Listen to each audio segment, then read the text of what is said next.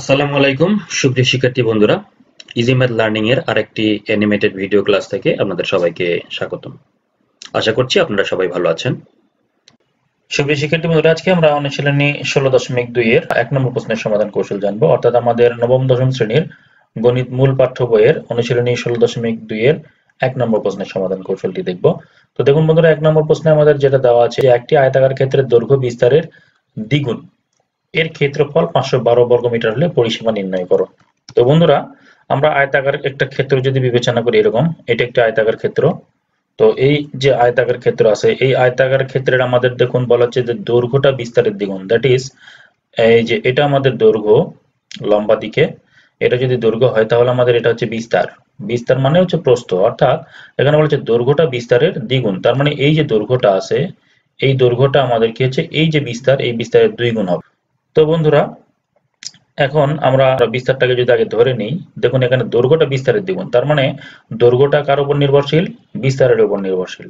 So আমাদেরকে বিস্তারটা যদি ধরে নিই তাহলে কিন্তু আমরা দৈর্ঘ্যটাকে পাবো, অর্থাৎ বিস্তারটাকে আমরা ধরবো x, তাহলে দৈর্ঘ্যটাকে আমরা পাবো দ্বিগুণ হিসেবে।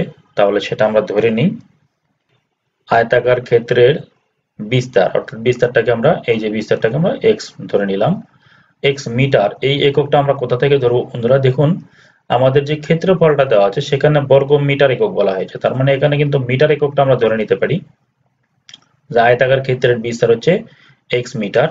তাহলে অতএব এর দৈর্ঘ্য কত হবে? আয়তাকার ক্ষেত্রের দৈর্ঘ্যটা হবে এই বিস্তারের দ্বিগুণ, দ্যাট ইজ দৈর্ঘ্যকে বিস্তারটাকে আমরা যদি 2 দ্বারা গুণ করি, অর্থাৎ x কে 2 দ্বারা গুণ করলে আমাদের মানটা হচ্ছে দৈর্ঘ্য 2x মিটার, সেই জন্য আমরা লিখলাম 2x মিটার।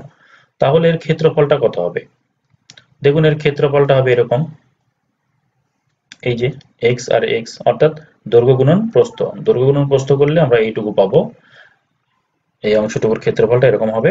এখানে মোট কতখানি জায়গা আছে সেটা হচ্ছে x গুণন 2x, এবং এর মান হচ্ছে 2x স্কয়ার বর্গ মিটার, অর্থাৎ 2 এবং x গুণ করলে x square, that is 2x square বর্গ মিটার।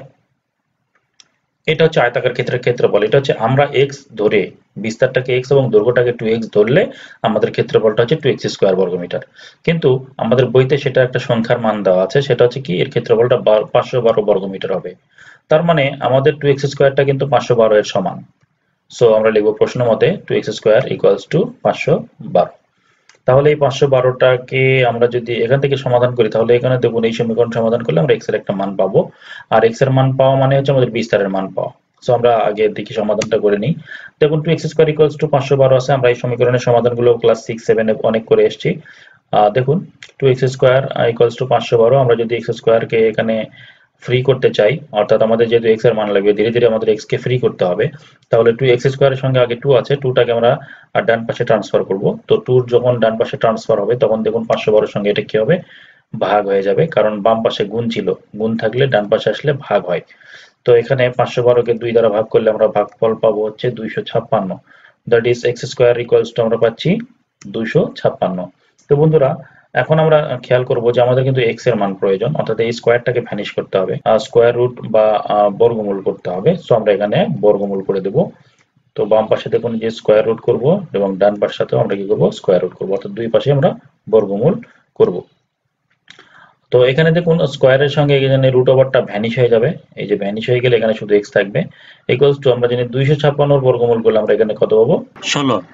সো এখানে x এর মানটা পাওয়া গেল 16। তার মানে আমাদের এইখানে যে আয়তাকার ক্ষেত্রটি ছিল, এই ক্ষেত্রের বিস্তারটা হচ্ছে 16, অতএব দৈর্ঘ্য হচ্ছে 2x মিটার।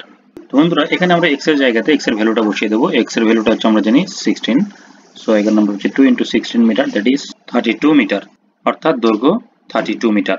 বন্ধুরা, তাহলে আয়তাকার ক্ষেত্রটির পরিসীমা কি হবে? আয়তাকার ক্ষেত্রের পরিসীমাটা হচ্ছে, একটা লোক আমরা দেখতে পাচ্ছি যে এই আয়তাকার ক্ষেত্রের যে বাউন্ডারি ওয়ালটি আছে এটার উপর দিয়ে হেঁটে হেঁটে যাচ্ছে, তার মানে লোকটি কিভাবে গেল? প্রথমে আগে দেখুন সে দৈর্ঘ্য বরাবর গেছে, এরপরে প্রস্থ বরাবর, এরপর আবার দৈর্ঘ্য বরাবর, তারপর আবার প্রস্থ বরাবর। তো আমরা এখানে বলছি যে দৈর্ঘ্য যোগ বিস্তার, প্রস্থ মানে বিস্তার, তাহলে দৈর্ঘ্য যোগ বিস্তার যোগ দৈর্ঘ্য যোগ বিস্তার। এভাবে দৈর্ঘ্য কয়বার অতিক্রম করেছে? 2 বার। আবার বিস্তার বা প্রস্থ কয়বার অতিক্রম করেছে? 2 বার।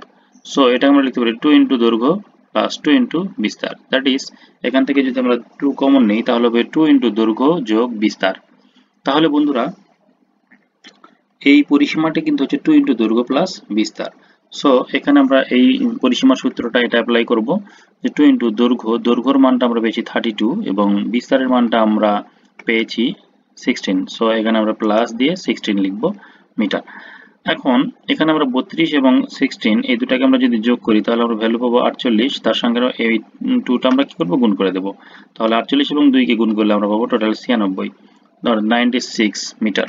তো এটাই হচ্ছে আমাদের এই আয়তক্ষেত্র পরিসীমা। তো এই ছিল 1 নম্বর প্রশ্নের সমাধান। এটা আমরা অ্যান্সার লিখে দেব।